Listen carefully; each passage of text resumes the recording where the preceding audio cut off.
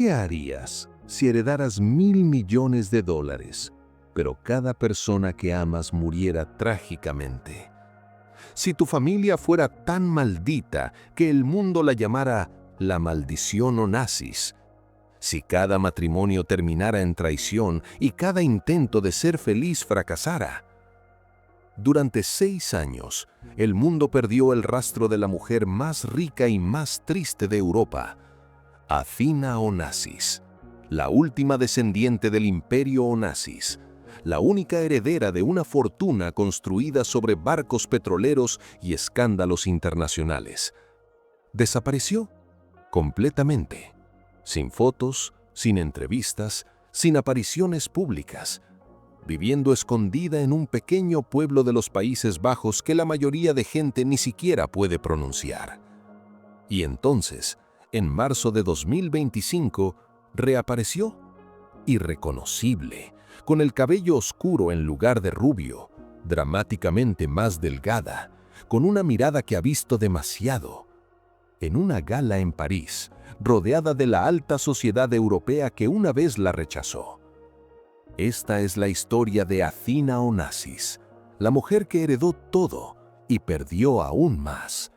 Y te advierto, es una historia que rompe el corazón y desafía todo lo que crees saber sobre el dinero y la felicidad. 29 de enero de 1985. Hospital Americano de París, Neuilly-sur-Seine, Francia. Nace Athina Helen Roussel, pero ese no es el nombre que el mundo recordaría. Su madre es Cristina Onassis, hija del magnate griego Aristótel Onassis, heredera de uno de los imperios navieros más grandes del siglo XX. Su padre es Thierry Roussel, heredero farmacéutico francés, guapo, carismático y completamente equivocado para Cristina. El matrimonio ya estaba roto cuando Athina nació. ¿Por qué? Porque Thierry tenía una amante, Marianne Gaby Landhage, modelo sueca, y esa amante estaba embarazada al mismo tiempo que Cristina. Imagina eso. Tu esposo está esperando un bebé contigo y otro bebé con su amante. Cristina estaba destrozada, pero se aferró a Athina como su última esperanza de felicidad. La bebé fue bautizada en Skorpios, la isla privada griega que pertenecía a la familia Onassis. Una isla que había visto bodas glamorosas, fiestas legendarias y múltiples tragedias. El matrimonio de Cristina y Thierry duró oficialmente desde 1984 hasta 1987.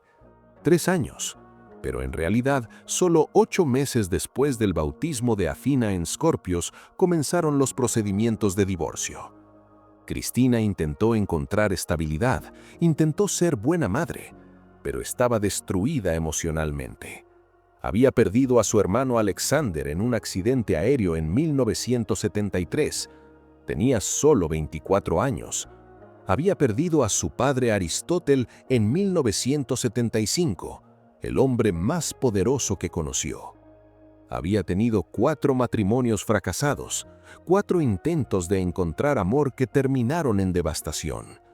Luchaba con adicción a pastillas para dormir, con depresión severa, con la presión de manejar un imperio que no quería.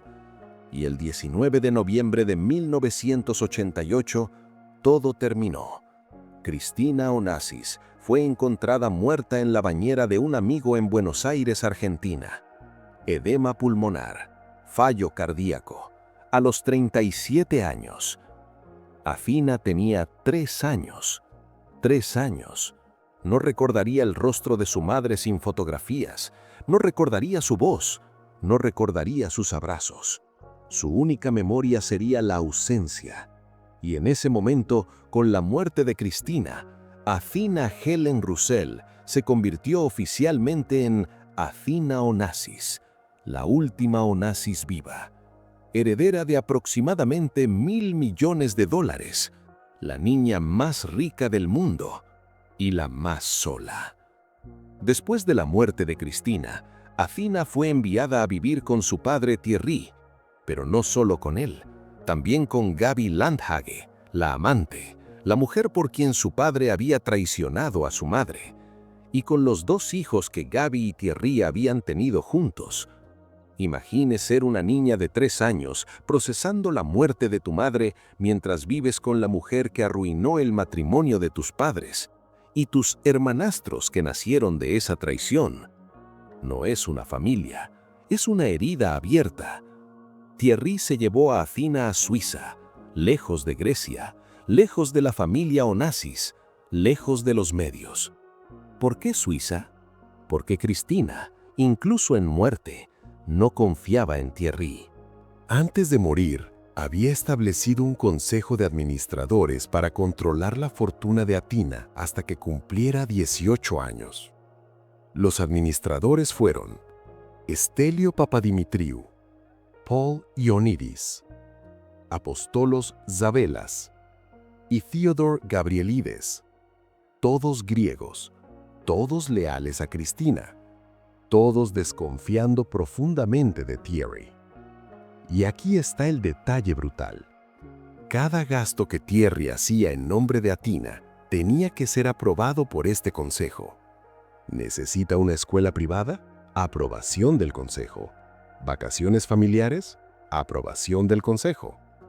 ¿Ropa? ¿Clases de equitación? ¿Cumpleaños? Todo requería aprobación. Thierry estaba furioso.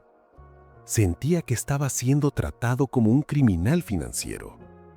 Amenazó con mudarse de vuelta a Francia, donde los impuestos sobre la herencia serían mucho más altos, lo que reduciría significativamente la fortuna de Athina. Fue una guerra constante, legal, fría, implacable, y Athina estaba en medio. En 1999, cuando Athina tenía 14 años, un tribunal en Vaduz, Liechtenstein, transfirió el manejo de su herencia a la firma auditora KPMG Fides en Lucerna, Suiza. Neutral, profesional, sin vínculos emocionales con ninguna de las partes. Fue en esta época que Athina, en una entrevista rara con la revista italiana Oggi, dijo algo devastador. Siento una gran aversión hacia todo lo griego. Culpo todos mis problemas al apellido Onassis. Una niña de 14 años, rechazando completamente su herencia cultural. ¿Por qué? Porque para ella Onassis no significaba poder o glamour. Significaba pelea, abogados, administradores diciéndole a su padre qué podía y qué no podía hacer. Significaba la ausencia de su madre, la muerte de su tío, la tragedia constante. Significaba ser la niña más rica del mundo mientras se sentía completamente impotente. En medio de todo este caos, Athina descubrió algo. Caballos. Comenzó a montar cuando era niña pequeña y descubrió que con los caballos podía ser simplemente ella misma, no la heredera Onassis, no la niña más rica del mundo, no la huérfana trágica, solo Athina, jinete. Los caballos no le pedían dinero, no la juzgaban por su apellido, no la traicionaban. Simplemente respondían a su habilidad, su dedicación, su cuidado. Y Athina era buena, realmente buena. A los 16 años, en 2001, terminó en segundo lugar en un evento de salto en Jerez, España. Fue un logro genuino, basado en talento real, no en dinero o conexiones. Y le dio algo que nunca había tenido, un sentido de identidad propia. Decidió competir profesionalmente, no como Athina Roussel, su nombre legal en ese momento, sino como Athina Onassis, representando al Ablona Riding Club en Atenas, Grecia. Era irónico. La chica que decía odiar todo lo griego eligió representar a Grecia en competencias internacionales. ¿Por qué?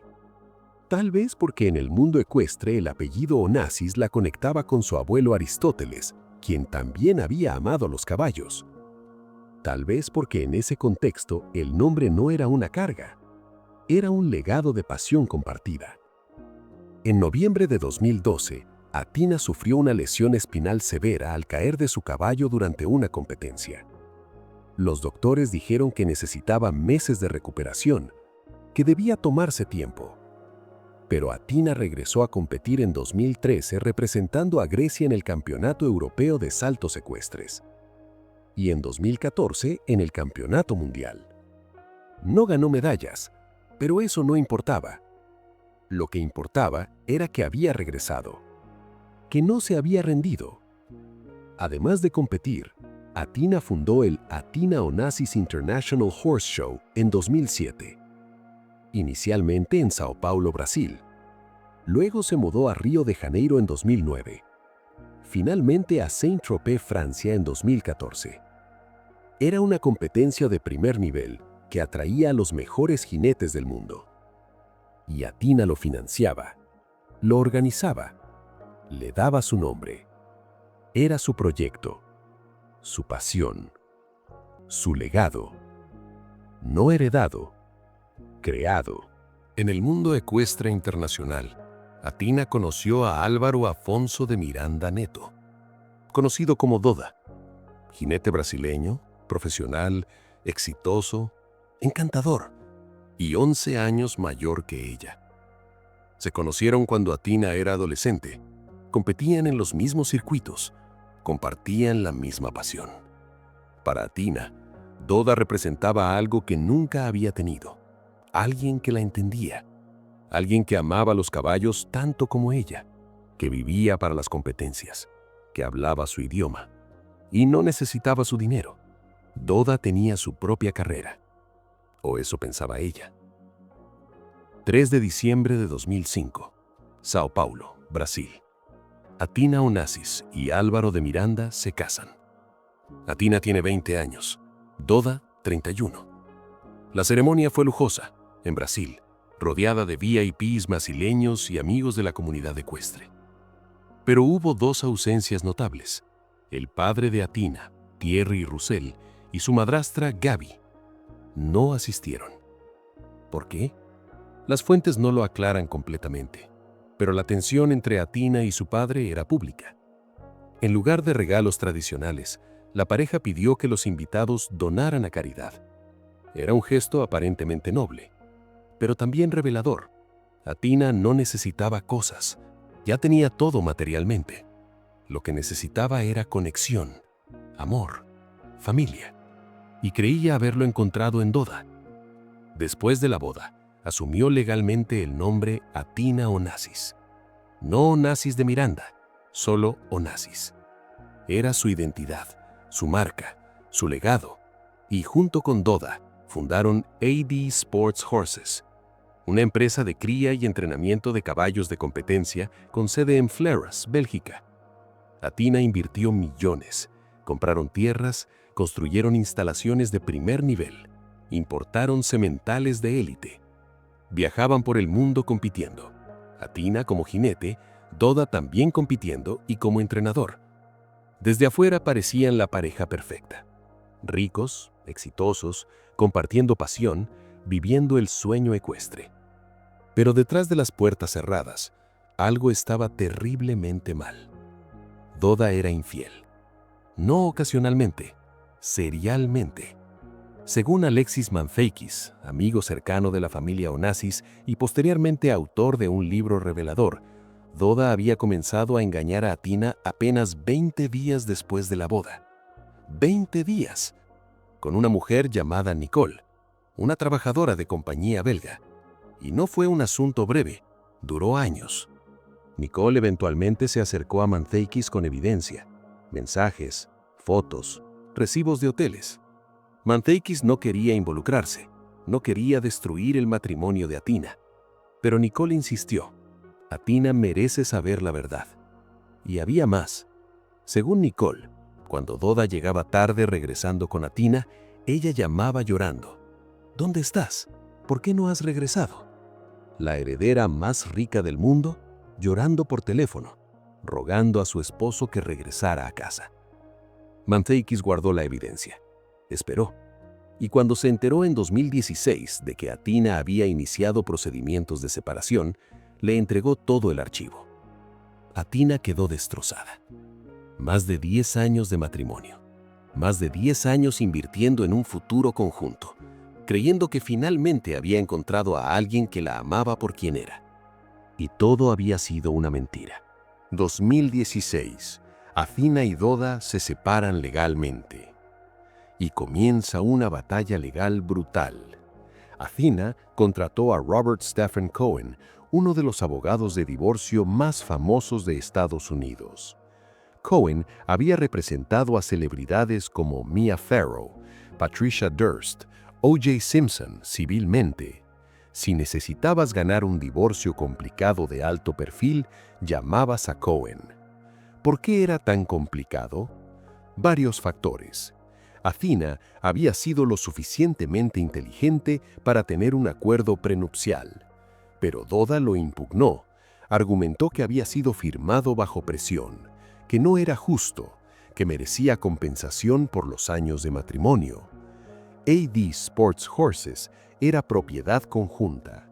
Tenían docenas de caballos de élite, cada uno valía cientos de miles, algunos millones. ¿Quién se quedaba con qué caballo? ¿Cómo se dividía una empresa de cría? Era un desastre logístico, además de emocional. Habían vivido en Bélgica. El divorcio se procesaba en Amberes.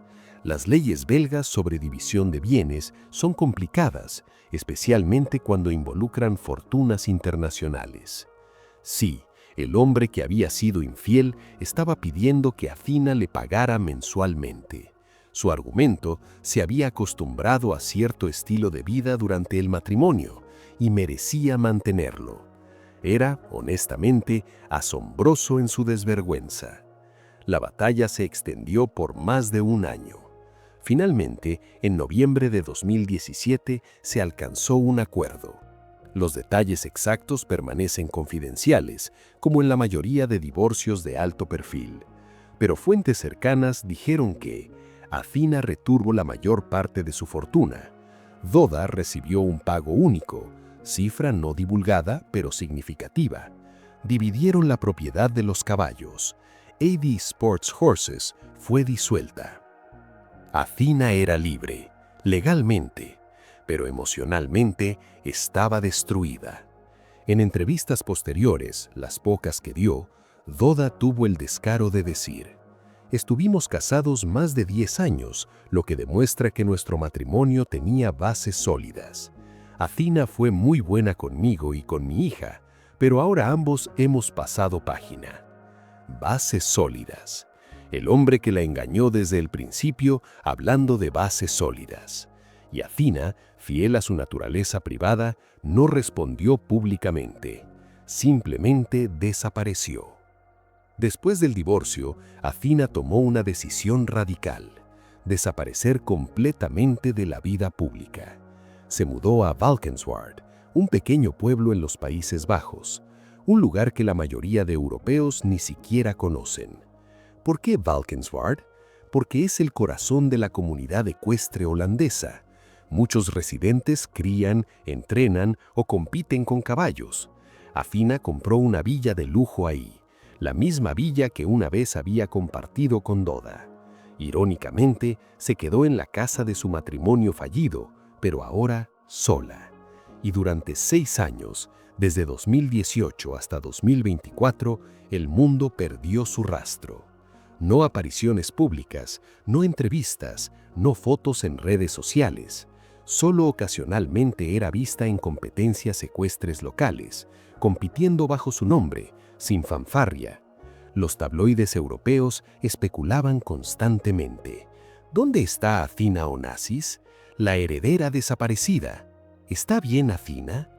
Algunos rumores decían que estaba deprimida, otros que había tenido un colapso nervioso.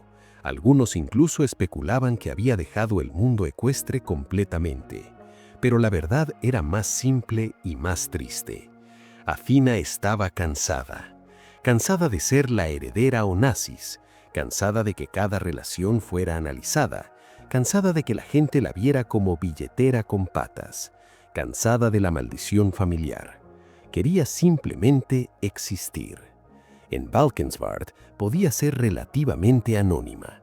Los vecinos la conocían como la mujer de los caballos, no como la heredera billonaria.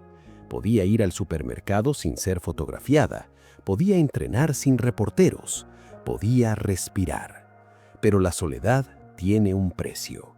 Fotos raras que circularon durante estos años mostraban a Athina dramáticamente más delgada. Su rostro se veía cansado, ojeroso, triste. La gente que la vio en persona durante este periodo describieron a alguien que parecía perdida. No deprimida clínicamente necesariamente, pero definitivamente no feliz. Y entonces, algo cambió. Marzo de 2025. Centro Pompidou, París.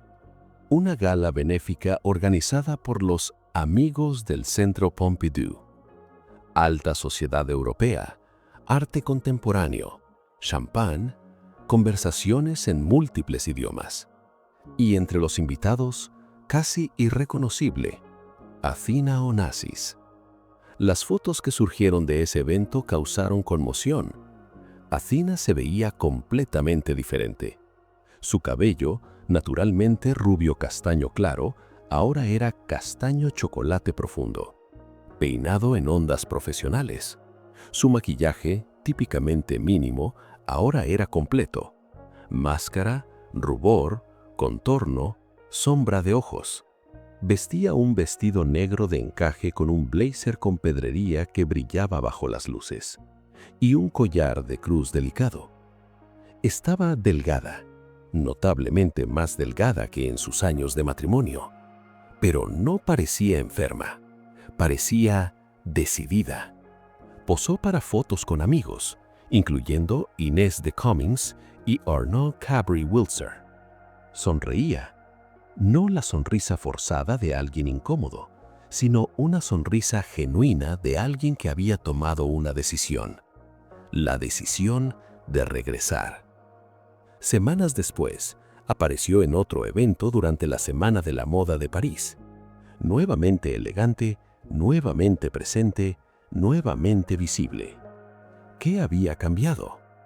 Según fuentes cercanas, las pocas que hablan de ella, Athina había pasado los últimos 6 años haciendo algo crucial, trabajando en sí misma.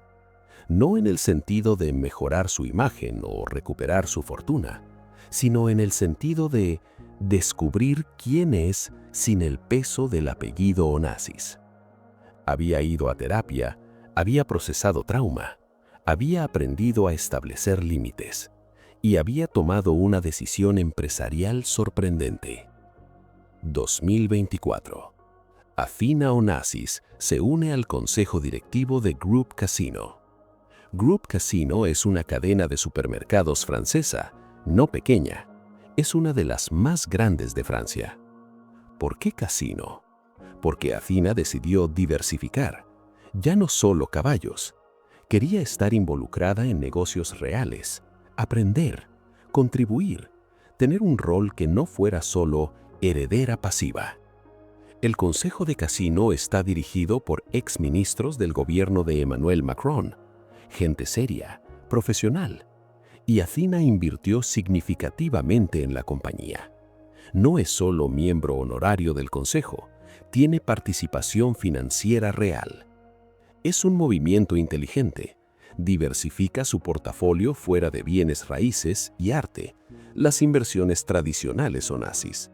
Pero también es simbólico.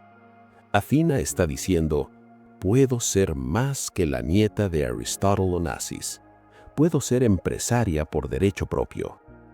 Además, hay rumores, no confirmados, de que Athina está considerando vender más propiedades de la herencia.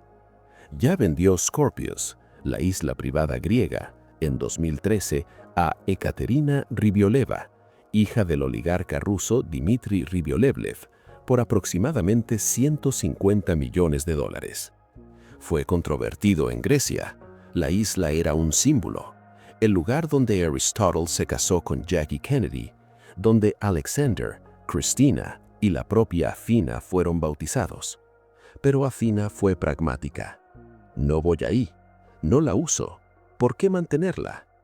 Ahora se especula que podría vender otras propiedades, arte, inversiones que no le importan emocionalmente, convirtiendo activos en líquido, dándole libertad financiera aún mayor. Aquí está la pregunta que todos hacen. ¿Cuánto vale Athina Onassis? La respuesta corta, nadie lo sabe con certeza. La respuesta larga, es complicado. Cuando Aristótle Onassis murió en 1975, su fortuna se estimaba entre 500 millones y $1 billón, en dólares de 1975.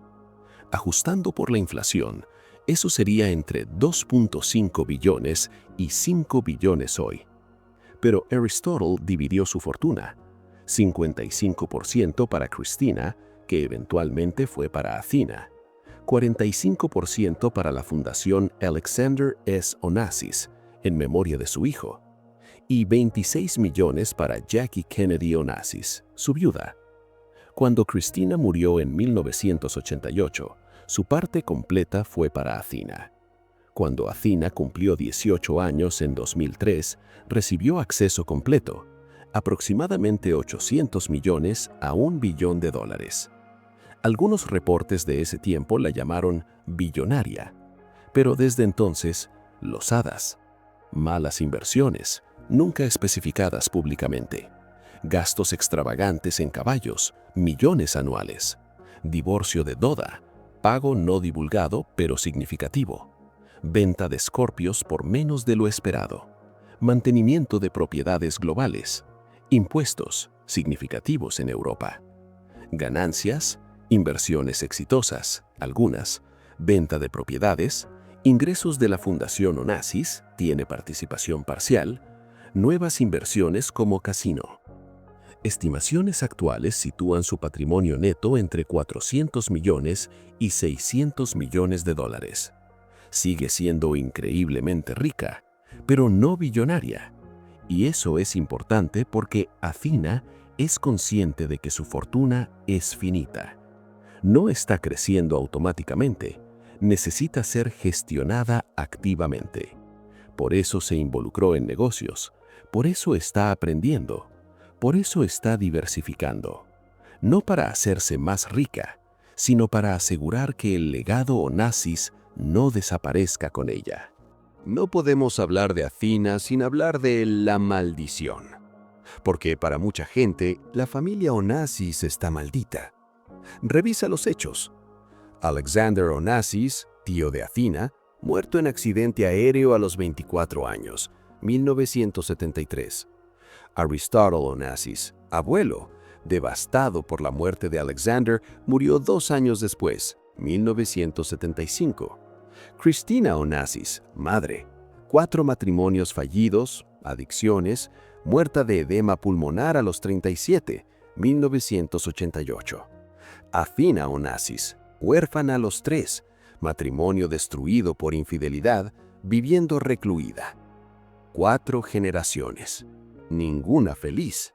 ¿Es realmente una maldición o simplemente las consecuencias de riqueza extrema y presión pública? Athina cree que es lo segundo. En su rara entrevista con Oggi, dijo: "No creo en maldiciones. Creo que la riqueza atrae problemas y el apellido Onassis atrae aún más". Es una distinción sutil pero importante.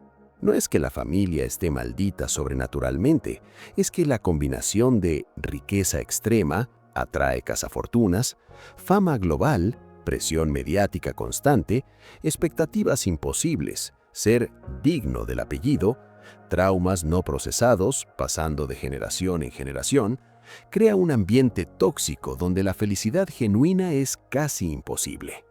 Athina ha pasado su vida adulta intentando romper ese patrón. ¿Lo ha logrado? Parcialmente. Ha evitado los excesos de su madre. No tiene adicciones públicas conocidas. No ha tenido múltiples matrimonios fallidos, solo uno, pero fue suficientemente doloroso. Ha encontrado una pasión genuina, los caballos, que no depende de su apellido. Ha aprendido a vivir privadamente, alejándose del circo mediático. pero aún lleva el peso, la soledad, la desconfianza. Como dice el título, es la multimillonaria triste que desconfía del amor. La pregunta que todos hacen, ¿Athena se volverá a casar? ¿Puede confiar nuevamente después de Doda? Las señales son inciertas. En 2022 hubo rumores de que Athena estaba saliendo con alguien, un jinete europeo, no brasileño esta vez. Las fotos eran borrosas, los reportes no confirmados. Athena no comentó, como siempre, pero amigos cercanos, los pocos que hablan anónimamente, dicen que Athena es extremadamente cautelosa ahora.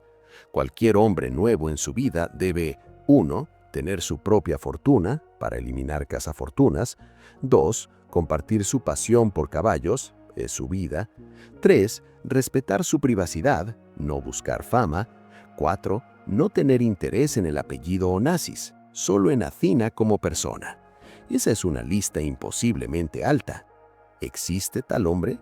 Tal vez, pero Athena ya no está desesperada por encontrarlo. A sus 40 años, cumplió 40 en enero 2025, ha llegado a una realización. Está bien estar sola. No es ideal, no es lo que soñaba, pero es infinitamente mejor que estar con alguien que la traiciona o usa. Tiene sus caballos, tiene sus inversiones, tiene algunos amigos verdaderos. Y eso, por ahora, es suficiente. ¿Eso significa que Athena jamás tendrá nuevo amor? No necesariamente, pero significa que Athena ya no va a perseguirlo desesperadamente. Si llega, debe ser correcto, genuino, real, o no llega en absoluto. Aquí hay algo que pocas personas consideran. Athena no tiene hijos. A los 40 años, las posibilidades biológicas disminuyen, aunque no desaparecen. ¿Qué significa eso?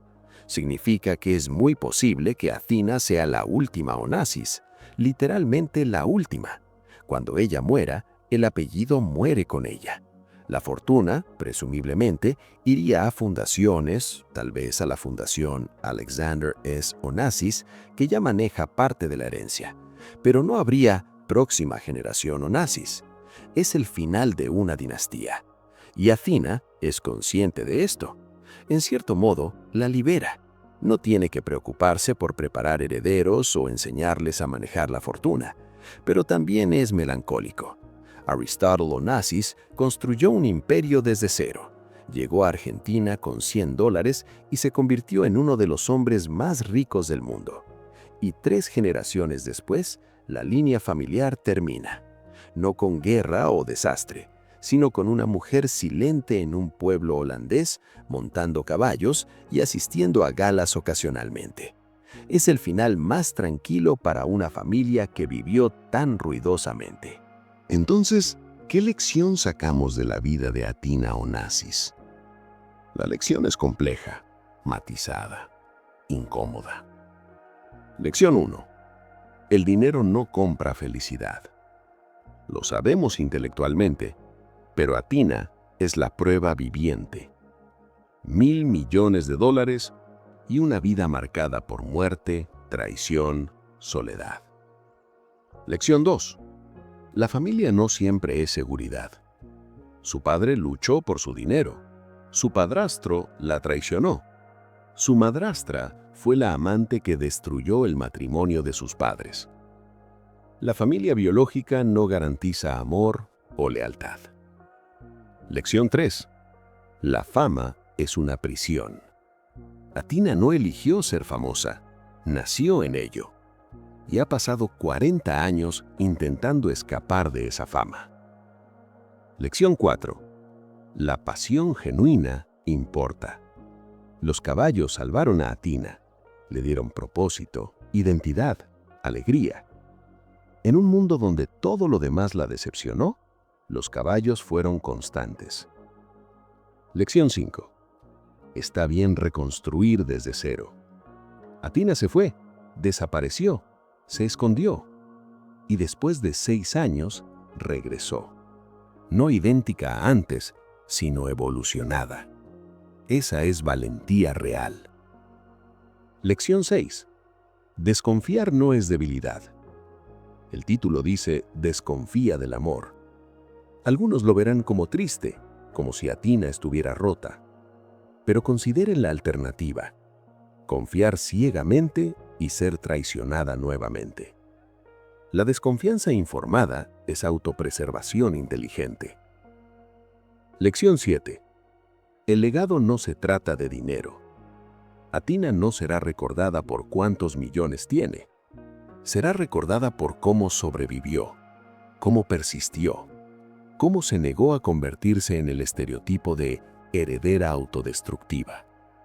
Eso es un legado. Esta fue la historia de Athena Onassis, la última heredera del imperio más glamoroso del siglo XX. La niña que heredó todo y perdió aún más. La mujer que desapareció durante 6 años porque necesitaba encontrarse a sí misma. Su historia no ha terminado. Tiene 40 años, décadas por delante. Tal vez encuentre amor nuevamente, tal vez no. Tal vez tenga hijos, tal vez decida que no los quiere. Tal vez siga compitiendo con caballos, tal vez se retire completamente. No lo sabemos. Y honestamente, ella prefiere que no lo sepamos. Porque después de toda una vida siendo observada, analizada, juzgada, Athena Onassis finalmente tiene algo que el dinero no pudo comprarle: el derecho a vivir privadamente, a sus propios términos, sin explicaciones. ¿Qué piensas de su historia? ¿Triste? ¿Inspiradora? ¿Ambas? Déjame saber en los comentarios. Y si esta historia te fascinó, tengo muchas más sobre herederos, fortunas y legados complicados. Suscríbete para no perderte nada. Nos vemos pronto.